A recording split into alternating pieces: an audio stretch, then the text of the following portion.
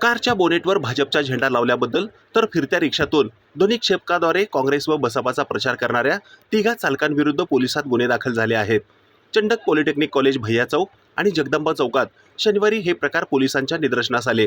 महेश मधुकर पाटील राहणार वरळेगाव तालुका दक्षिण सोलापूर, रमेश सिरसाट राहणार सोलापूर, रियोजुद्दीन मनोद्दीन आबादी राजे राहणार उत्तर सदर बाजार लष्कर कोल्हापूर अशी गुन्हा नोंदवलेल्या तिघा चालकांची नावे आहेत।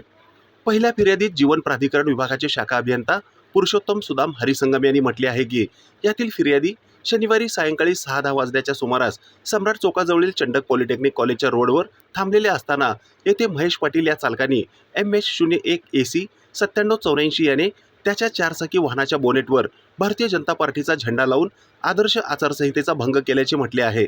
या प्रकरणी सहाय्यक फौजदार ओवळत हे तपास करीत आहेत। दुसऱ्या फिर्यादीत सदर बाजार पोलीस ठाण्याचे पोलीस अधिकारी भैया चौकात कर्तव्य बजावत होते।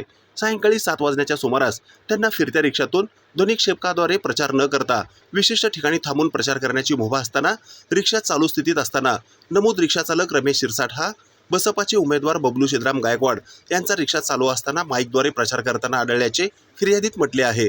या प्रकरणी सदर बाजार पोलीस ठाण्यात गुन्हा नोंदला असून तपास हवालदार गायकवाड हे करीत आहेत। तिसरी घटना शनिवारी रात्री 8 वाजण्याच्या सुमारास जगदंबा चौकात आढळून आली। येथे फिर्यादी पोलीस नाईक सागर सुधाकर सरतापे हे कर्तव्य बजावित असताना रियोजुद्दीन आबादी राजे हा रिक्षाचालक काँग्रेसचा उमेदवार प्रणिती शिंदे यांचा बोर्ड लावून रिक्षा चालू स्थितीत असताना रिक्षातील माईकवरून प्रचार करताना मिळून आल्याचे फिर्यादीत म्हटले आहे। या प्रकरणी तपास पोलीस हवालदार कंचे हे करीत आहेत।